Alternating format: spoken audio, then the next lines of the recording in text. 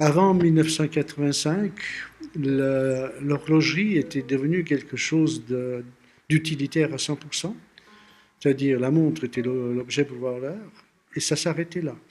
Il y avait deux aiguilles, puis c'est tout. Les montres les plus compliquées qu'on pouvait trouver, c'était un chronographe, éventuellement avec un quantième complet. Quand on entrait dans les quantièmes perpétuels ou les grandes sonneries, enfin, grandes sonneries, il n'y en avait pas. Les répétitions minutes, c'était vraiment l'exception, l'exception. Déjà, ça faisait au moins 20 ans qu'on faisait plus de répétitions minutes. Donc, on sortait de la mort de l'horlogerie mécanique, la mort annoncée qui ne s'est pas réalisée puisqu'il y a eu cette renaissance. Quand dans 74-75, il y a l'horlogerie à quartz qui est arrivée, enfin elle est arrivée avant avec des balbutiements, puisque peu de gens peuvent se rappeler ou peuvent savoir, les premières montres à quartz en Suisse sont arrivées à la fin des années 60. C'était un mouvement qui s'appelait Beta 21, c'était un énorme monstre, très épais, très épais.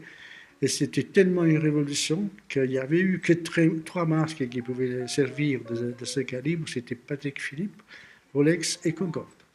Et ils vendaient ce mouvement quartz à 11 000 francs, tandis qu'une automatique chez Patek valait 7 000 francs. Donc, pour dire que le quartz, c'était la version totale, parce que c'était l'horlogerie du futur. Malheureusement pour eux, ils n'ont pas pensé que là-dedans, il n'y avait plus d'intervention humaine. Donc, avec le progrès technologique, avec tout ce qui allait arriver, ce quartz allait se démocratiser, se vulgariser, au point que déjà, uniquement 4 à 5 ans après, à 74, il y avait des montres quartz qui coûtaient 15 francs, 10 francs.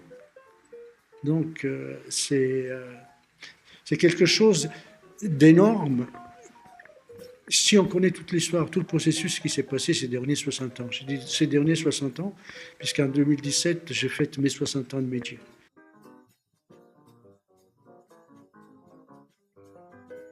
Mon idée était d'aller loin, là où les autres n'avaient jamais été, c'est-à-dire de non pas faire une montre squelette, c'est-à-dire d'un mouvement normal à lever le superflu, mais c'était de construire le mouvement lui-même sur le superflu qui aurait pu venir à travers une montre squelette. Donc, construire des mouvements sous les formes des initiales, sous les formes de symboles, d'après le désir du client. Pour faire cela, il y avait un gros problème. C'était le problème que je ne pouvais pas être esclave du système de remontoir et du système de mise à l'heure. Donc il fallait que je trouve un moyen pour me permettre d'isoler le mouvement dans l'espace à force que je puisse vraiment respecter cette initiale, ce symbole, cette personnelle. Et là, j'ai mis assez longtemps pour avoir l'idée. Et j'ai trouvé que le seul moyen d'isoler ce mouvement dans l'espace, c'était d'incorporer le système de mise à l'heure et de remontoir dans l'arbre de barrière. Puisque en le mettant dans l'arbre de barrière, j'avais besoin du barrière, donc forcément, il était là et il ne se voyait pas quand les personnes allaient regarder mes montres. Donc, j'avais trouvé l'œuf de Colomb, c'était de me permettre un moment isolé dans l'espace sous toutes les formes que je voulais. J'ai déposé un brevet, j'ai fait un prototype, je l'ai exposé au Salon des inventions à Genève en 77, j'ai eu la médaille d'or, et là, ensuite, je l'ai vendu à Coron.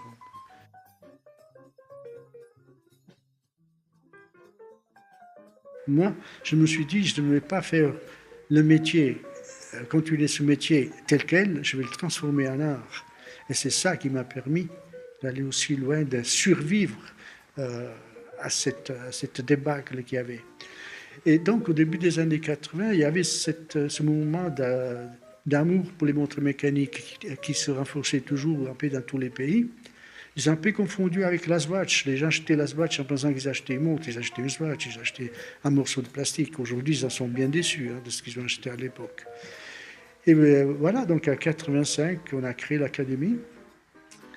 Et c'était, aujourd'hui, avec le recul, 31 ans après, je peux dire que l'académie est à l'origine, à au moins 60% de cette renaissance horlogère.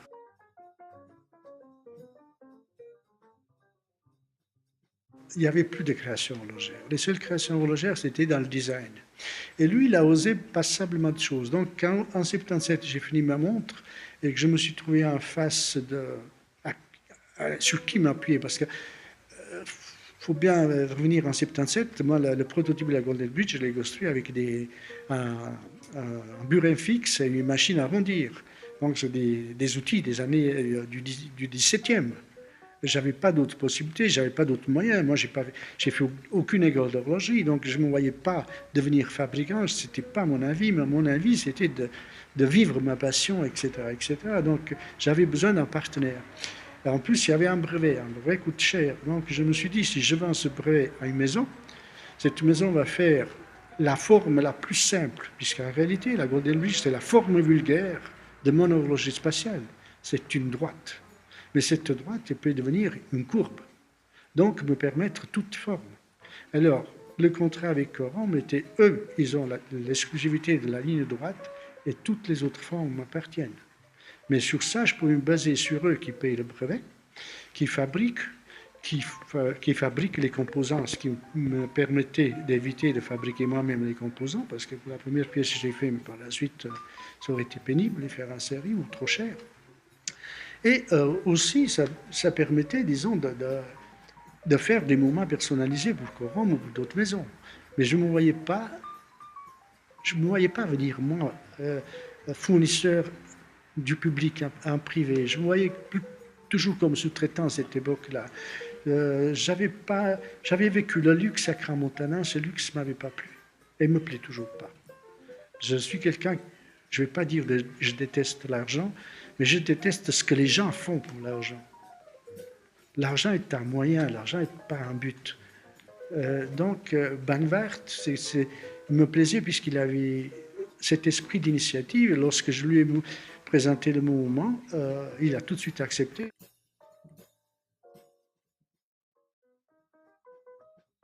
La chance que j'ai eue, je parle plutôt de chance. La chance, c'est d'avoir eu souvent dans ma vie de la malchance. Je vous parlais de mon apprentissage qui a duré 2 mois. J'étais viré de l'école, j'avais 13 ans, et il fallait trouver un travail. Donc ma mère il y avait une annonce dans un magasin d'horlogerie, ma mère a voulu que j'aille là. Je me présente, il faut acheter les outils, ma mère achète les outils, je commence l'apprentissage puisque son apprenti était parti, mais au bout de 2 mois, son apprenti revient. Donc je me suis retrouvé que j'étais plus nécessaire à l'établi et m'a mis à faire d'autres tâches. Mais ça ne m'a pas plu. Parce que j'avais acheté les outils, enfin ma mère avait acheté les outils, et je me suis dit, bah, tu peux aller toujours te faire voir, j'ai les outils, je me mets à mon compte. Et je suis devenu indépendant à 13 ans et demi. Donc, alors ma chance c'est quoi? Ma chance c'est qu'en réalité, on m'a mis les mains à la pâte, mais après on m'a laissé dans la pâte. Je n'ai jamais eu d'apprentissage, j'ai jamais eu un maître, j'ai jamais eu quelqu'un qui m'a dit, c'est impossible ce que tu fais. Alors, idiot comme je suis, je ne savais pas que c'était impossible, et je l'ai fait.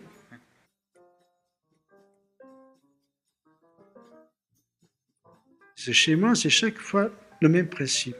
C'est quelque chose à l'apparence sobre et simple, à premier abord, mais que les gens instinctivement vont comprendre qu'il y a quelque chose derrière qui est plus fort de cette simplicité apparente.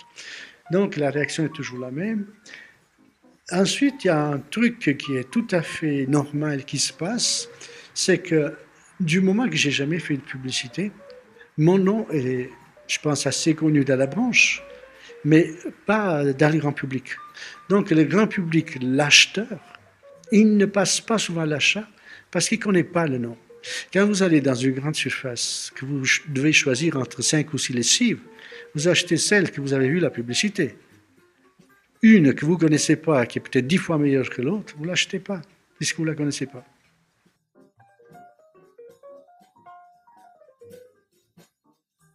Le but, c'est le fait qui m'a souvent été demandé par mes filles d'abord, par les amis, par le public, par énormément de gens, et aussi par les nombreuses interviews que j'ai eues, parce que dans les interviews, bon, généralement, c'est les autres qui parlent de moi. C'est aussi, disons, juste des périodes, mais je voulais quand même, avant que je parte, puisqu'il ne faut pas oublier l'âge vénérable que j'ai, je suis à janvier, je commence ma 73e. Donc, je me suis dit qu'il fallait quand même que je laisse un message pour les autres, et surtout un message philosophique.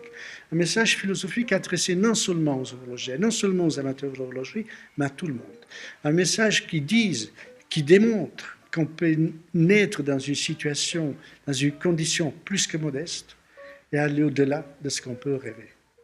Mais ce bouquin avait montré que malgré toutes les adversités, et je dis bien grâce aux adversités que j'ai eues, j'ai pu me renforcer, traverser toutes les tempêtes, être là intact et à mon âge continuer à créer avec toutes mes capacités encore intactes.